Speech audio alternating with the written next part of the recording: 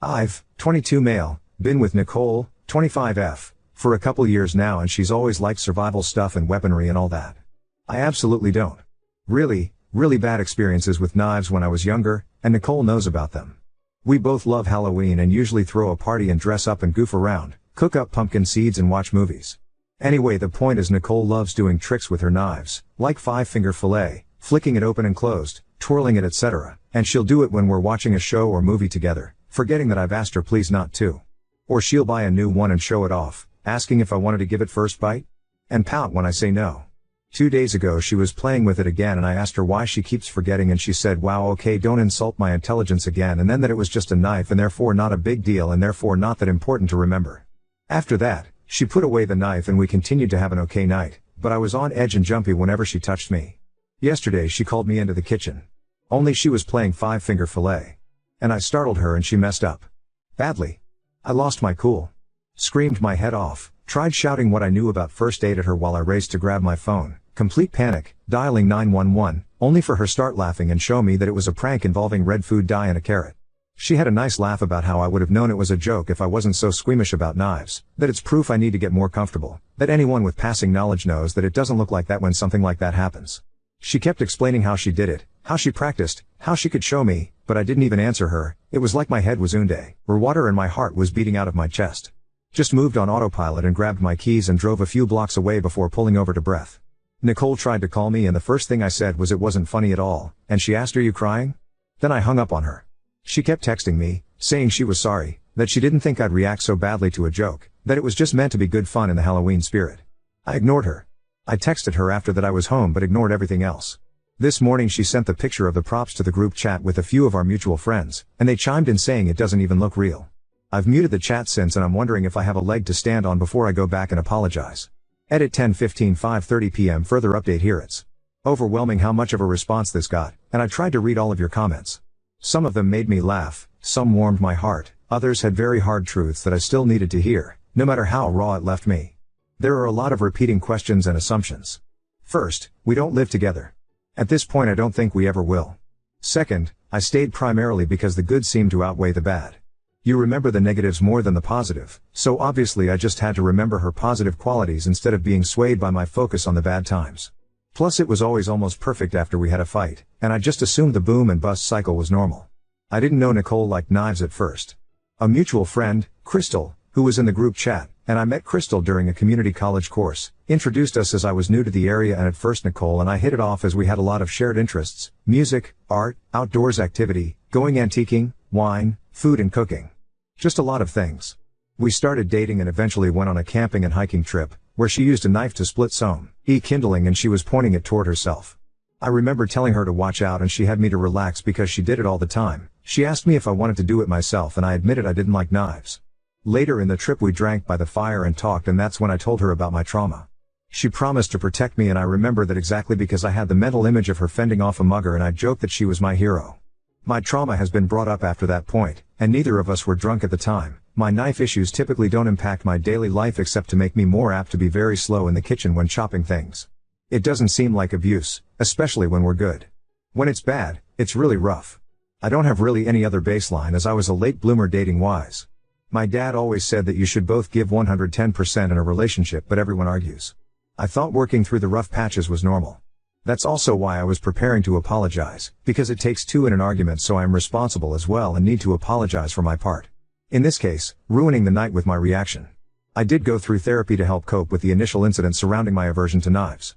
I was a lot worse when it happened, to the extent where I couldn't have anyone point the knife in the direction of another living being, or certain songs on the radio that were playing at the time, or certain smells.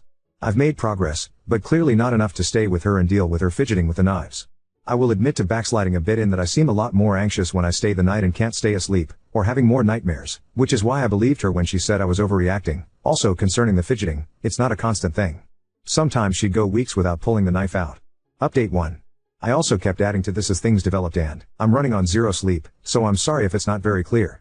I did reach out to Nicole again yesterday to talk, and I went with the intention of standing my ground and explaining things so she could understand my side. She greeted me with, "Thanks for gracing me with your presence," and asked if I was here to act my age and talk like an adult. She slammed the door behind me and pointed to the couch so we could discuss things. Nicole opened with my reaction was unreasonable and completely out of line considering the situation. I said that things need to change because the prank wasn't okay at all and she knows I have issues with knife violence, and I asked what was funny about the prank. She interrupted and said that ultimatums aren't part of any relationship, so I said I don't think this is working out for us. I don't think we're happy together. Nicole froze at first and I started to explain that the knife thing and our respective stances being so different is not fair to either of us. But she repeatedly asked, so you're going to break up nearly 3 years just because of this?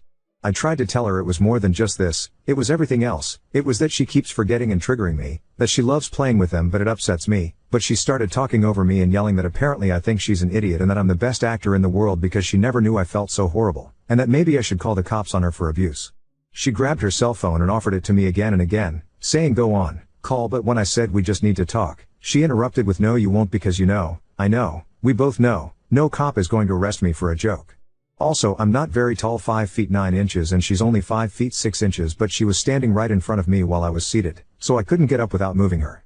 After throwing her phone on the couch next to me, she stormed into the kitchen shouting that she should get rid of all her knives because I'm so terrified. She threw a few into the sink and then the whole block of knives into the trash, the whole time asking what about this one? Too sharp? Too scary? When I flinched at the noises she said, oh, do you feel threatened? How do you think I feel when I have to defend myself against your feelings? Nicole told me to quit crying, that I can't just use tears to manipulate her, and mocked me when I said please stop. She said she has to walk on eggshells because she has to deal with a boyfriend that can't handle a single joke without running off into the night.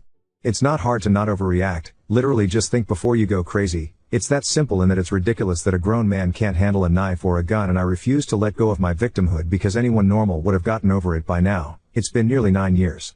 She called me stubborn and childish for picking this hill to die on, that I'm not innocent. It's not fair that I'm allowed to ignore her for hours but she can't have a little fun, and is my ego really that big? It's sickening that I don't trust her or think she's smart or skilled enough to handle a knife properly, and it's sexist, infantilizing and insulting. At some point I said I think I need to go home, and it was like a switch, and she said please stop crying, I hate when you cry, joked, I think, because she laughed. I guess hibachi dates are off the table, huh? And I should probably take the knives out of the trash now, shouldn't I? She apologized and said since it means so much to me she'll put in more effort. She admitted that I'm such a sensitive guy that if she stopped doing everything that made me uncomfortable she wouldn't be able to do anything. She pointed out that I cried watching my girl the other day as proof that I'm overly emotional, and it made sense that she thought I was just being my normal self, but she was sorry for not realizing sooner it was really upsetting me. She promised she would do her best not to bring the knives out when I'm around. Nicole hugged me and told me to let go. We can get through this, there's nothing we can't get over, and asked for a chance to start over, fresh start tomorrow, no more jokes. It's stupid but I just said yes. I wanted to go home, get out of her house and leave while she was still acting nice, and I didn't hold my ground. I feel like an idiot and a coward. I got home and puked and couldn't get to sleep again. Today Nicole came and dropped off lunch and coffee for me, gave me a kiss and said she loved me, and all the old ladies in the office were gushing about how cute we are together. I'm going to reach out to one of the guys I'm closer to and the friend who set us up to find out when Nicole got so into knives. Because I remember about 7 to 8 months, and it was shortly after the camping trip, and it was Nicole's birthday that she asked for a specific knife as her present, so at least then, but I can't really remember there being anything major before then. I'm going to break up officially with her tomorrow with one of the guys if possible, so I can get my stuff from her place. Update 2. Roll this back over a decade ago for more background. When I was a preteen we experienced a home invasion that resulted in my mother and dog dying and left me with a lifelong phobia of knives and anxiety surrounding blood and break-ins. Directly following the break-in, I was unable to handle a knife being pointed at another living creature. My brain caught on to stupid things and connected them to the events and made them into triggers. Mom's perfume. The sound of glass shattering or a door banging open. A song that was playing at the time. Even now I still hate the song, but at least it doesn't trigger a flashback anymore. Blood on beige carpet featured prominently in my nightmares. I worked extensively with a therapist to process what happened and what I'd seen. Recovery took years of therapy, weeks of inpatient care, medication to help with the nightmares, PTSD, depression and anxiety. We sold the house as soon as we could. I moved out of state as soon as I could. I kept up with therapy and continued to take my medication. My aversion to knives became something minor in how it impacted my life. I was careful in the kitchen and I certainly didn't search out knife throwing competitions, but it was under control in my normal daily life. It helped that everything seemed to be coming together. I made new friends, I was balancing work and school, I just met the girl who'd become my first long-term adult girlfriend. I know now it was just the honeymoon phase, but it felt like we were progressing well even once infatuation wore off. We stood together through highs and lows and the mediocre middle ground where there's nothing exciting, just the mundane. I thought that was the marker of a steady relationship, to be able to stick together even after the excitement of a new relationship has faded. We went on a few trips together, driving across state lines to meet her family or flying back to see my dad. On one of our trips we went camping and my fear of knives got brought up. That led to the break-in getting brought up. She seemed to care at the time, even promising to protect me if something ever happened and offering to help install a camera in my apartment. After the camping trip, I don't know if it was always there and I noticed it more after or what, but she started to be more obviously into knives. Practicing tricks in front of me, showing videos to me, starting a collection. She even asked for a knife for her birthday that year, showing me exactly which one she wanted. Before, she was into camping, into guns, which ironically I have zero issue with, and how to forage, make shelter, purify water, basic survival stuff, and artillery and tanks. She did multiple courses about military history in college and busted out the textbooks sometimes if she remembered some things she thought I would find interesting. But suddenly it seemed like her focus was on carving and skinning animals, on knife wounds and tricks and collecting and displaying knives. She started doing the tricks more often, in front of me, even when sitting next to me on the couch or at the dinner table. She would gesture with the knife without thinking and even point it at me again, one of my major triggers being knives pointed at people or animals.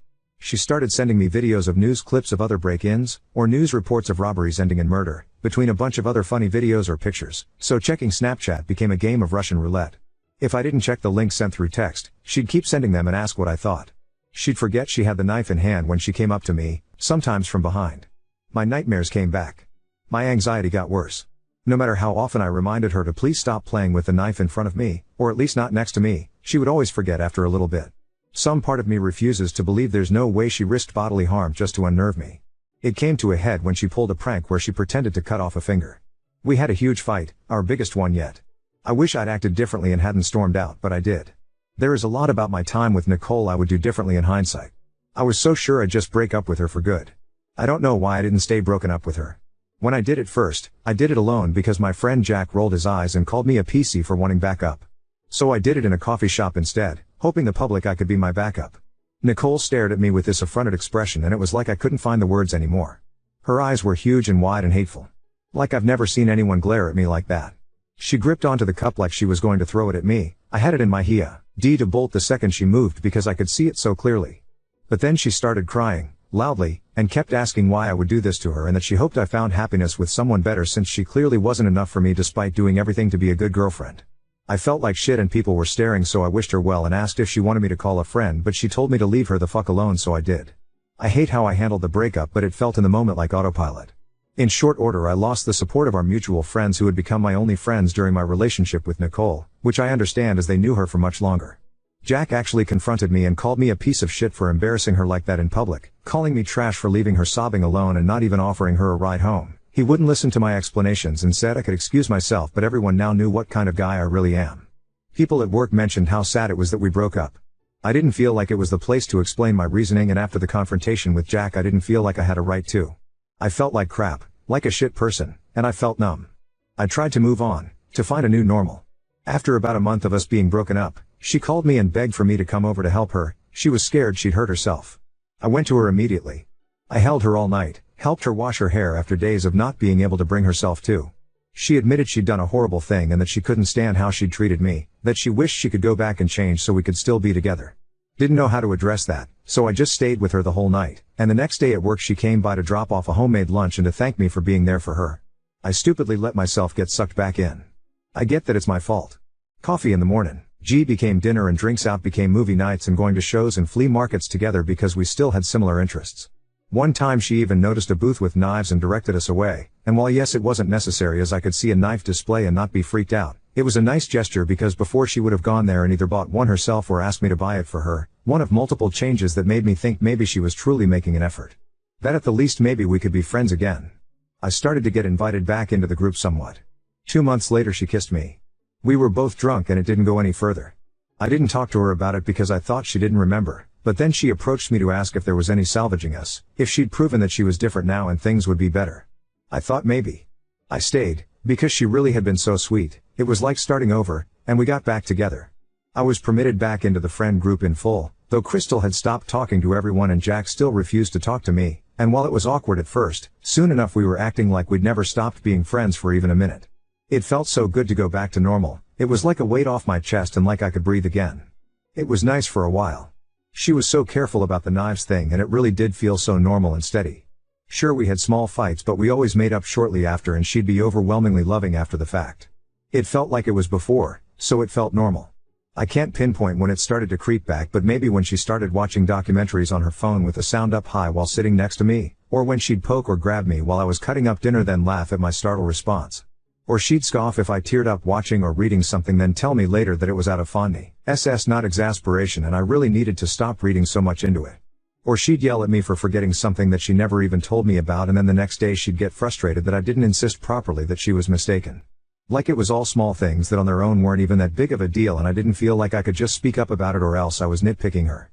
In hindsight, I was making excuses and clinging to when she was nice to me, trying to do anything to make sure we just stayed happy and without bumps. Part of it was that I knew now that I'd be alone, that no one would understand why I'd throw away a good relationship, that being with her was the best thing that could ever happen to me. We moved in together 4 months after our getting back together. She was hinting around that it was the only way to prove to her that I'd forgiven her and that way we could move on and be happy.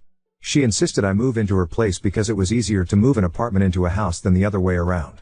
It constantly felt like she was dangling that night where she was suicidal over me, like one wrong move for me and maybe the next time she wouldn't call for help. When we had fights, she paced through the house flicking a knife, looping from the bedroom to the living room to the office, or said every single argument was really due to the fact I was holding a grudge over the prank and that we wouldn't be arguing if I just grew up and stopped taking out my trauma on her. She'd tell me not to piss her off because it would be too easy for her to make a mistake and no one would think twice about what happened. A few times she'd gone on a rampage and overturned tables and threw glasses into the sink and dishwasher and said we were done for good, only for the next day to blow up my phone begging me to talk this out or have her friends encourage me to swallow my pride and go back to her because she's miserable without me and she's trying so hard, or she'd just wake me with a kiss after making me sleep on the couch as if the night before never happened. If I asked about the night before, the fight would start all over, yet this time it'd be my fault because she was trying to move on but I was holding a grudge. The following nearly 10 months were the most terrifying, anxiety-riddled period of my life, and I only had myself to blame. Coming home from work I puked my guts out more than a few times on the way just because I didn't want to go back to her. I felt trapped. She threw away the blanket my mother had knitted me for my crib because it was dirty. It wasn't dirty, it was a knit blanket that had been repaired repeatedly and hand-washed frequently, so she'd accidentally put it through the wash and destroyed it, then bought a completely different throw blanket as a replacement and got mad when I didn't consider the matter resolved. She pulled another prank, this time with a fake positive pregnancy test, and berated me for not being overjoyed because I immediately started panicking about the cost, bringing up a child in our dysfunction, and handling the stress, rather than being excited. I feel like she wanted me to be happy so that she could crush my joy, and so was angry that I didn't play to her expectation. That night she threatened me with a knife, pointing it at me and saying she should just snip me right then since I didn't want to have kids with her, and then held me as I sobbed because I went into a panic. I didn't want her touching me, but I didn't know what else to do but let her and to apologize to her. Another time she put the knife to her own throat during a fight and said I clearly want her to kill herself and didn't stop until I screamed at her begging her to stop. Sometimes when driving she'd start speeding and swerving, or closing her eyes while on the highway, and saying my fear meant I didn't trust her. Nicole just kept getting worse by the day. I remember waking up one morning with a moment of clarity. I knew she'd eventually kill me, I was sleeping next to my murderer. It still wasn't enough to push me away. Escaping her orbit seemed like too much, more than I could handle. Everything I had in me was focused on just surviving day to day. I never knew if she'd break up with me on a whim or pick a fight or be constantly pushing me closer to a panic attack all night or if she'd flip and be so sweet and caring. I felt like every day was Russian roulette hour to hour, every word I said or action I did or didn't do a chance to start a raging fight. She'd tossed out my antidepressants and anti-anxiety medication one night and then during the resulting argument she made a big show of forgiving me for raising my voice. I shouldn't have done that, I have no excuse, and then helping me call in an emergency refill. For weeks after, because I said I wanted to break up during the argument, she would ask if I was going to try to run away every time that something went wrong. Takeout order wrong? I spilled a cup of water? Streaming service not working immediately? Oh, don't get your panties in a twist and run off, and do I have to worry about you leaving me over this mistake, too? Eventually that tapered off, but maybe once a month during a fight she would tearfully go to our friends and ask them to mediate, then during the meetings say that I kept threatening to leave her again over nothing and how scared she was of losing me when she didn't know what set me off. More than a few times she showed me texts from them where her friends were saying how she deserved better and didn't need to put up with me, but she'd tell me I don't listen to them because I love you anyway. She'd slap me and push me during arguments. I could never do anything right, because even doing what she wanted without argument or not looking her in the eye could be enough to send her off the rails. Sometimes as a joke, just in general, one of our friends Val, LD, pull out a little pack of tissues and hand it over to me in case I'd run out or make a production of hiding the butter knife at dinner under the napkin. It was humiliating, but if I spoke up, suddenly I was oversensitive, an embarrassment, no fun, and I had to learn how to deal with adult friendships and jokes, and they'd ask her how she could stand it. As a result, I didn't spend much time with them either. Usually Nicole would just go out with them and I'd stay home, which was the most relaxing I've ever felt during that time, except for when she started randomly coming home without any notice or timeline, like saying she'd be home at 6 but then not coming back till midnight or early morning, or saying she'd be gone until 10 and coming early back at 2 or 3, or randomly calling the house phone to make sure I was home and getting angry if she even thought I sounded breathless, accusing me of having left. She started hinting around that marriage would be the logical next step and I was insulting her by not having proposed yet. Then she bought an engagement ring with my credit card and started showing off to all her friends how perfect my choice was. I didn't want to marry her. I felt bad for not wanting to marry her. I wanted us to be happy, and maybe giving her the wedding she wanted would help. I didn't want to marry her. In all those months I never went to sleep feeling safe. I lied awake in bed hyper aware of how close she was and trying to go over in my head if I had behaved well enough to keep her happy and what I could do to prevent another explosion. In hindsight it's sickening how long I let this go on. In the moment it was just about all I could think to do. I often woke up with nightmares which would in turn piss her off and set her off in a mood for the next day, but if I suggested sleeping separately she would rage about how I was calling her a shitty girlfriend / fiancé / etc. I started to keep a notebook at work and just writing shit down. Things she, done or said, incidents and what I'd done to set her off. It helped me feel more sane, and also more like a fucking moron because I could read back on times she actually hurt me and I still hadn't left. Every time I thought about leaving I felt sick inside. I'd lose every social contact I had. I would have to find a new place to live. I'd have to bar her from my workplace, but they can't do anything without a restraining order, and that itself felt like a hurdle too. I dropped all my old friends in favor of her and felt like they'd refuse to even talk to me again. I was the idiot that let her back into my life and rekindled the relationship, despite overwhelming feedback. I was stupid enough to deserve every bit of what was happening, and too dumb to deserve to escape after wasting my previous chances. I hated myself and had frequent fantasies of just ending it all. The worst part wasn't the anxiety and terror though. It was when she was sweet and caring. For example, she always went all out for my birthday or anniversaries or Christmas, with thoughtful gifts, except for the year where she kicked me out for the evening after throwing some decorations at the wall because they stopped working, for which she blamed me because I put them up. She was sweet and gentle one day, or even for a week or two, only to slowly start ramping up the tension until she exploded yet again. She had an uncanny ability to blame me in ways that made me feel responsible for her emotions and for forcing her to react violently. When we drove out to visit my dad for Easter, things started to change. Dad was concerned about how quiet I'd become and that I hadn't come for Thanksgiving or Christmas or even called on Nye like I used to. That I looked tired, unhappy and thin. Nicole was on her best behavior the whole time and even left her knives in the car, even tried to get everyone to focus on the engagement ring, but Dad still saw something was wrong. For 3 weeks after he kept trying to contact me, but she wouldn't let me talk without her in the room, and she checked my phone anytime she left me alone and checked the records online to see if I had deleted any calls. Eventually I managed to get a burner phone and hid it at work, which allowed me to talk to my dad freely. He flew over with my uncle and they helped me gather my stuff from her house.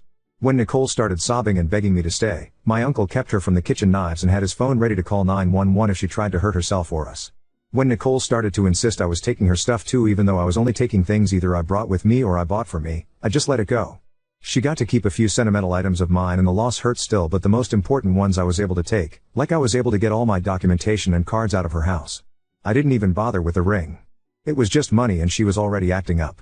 Uncle drove my car home while Dad had me fly with him.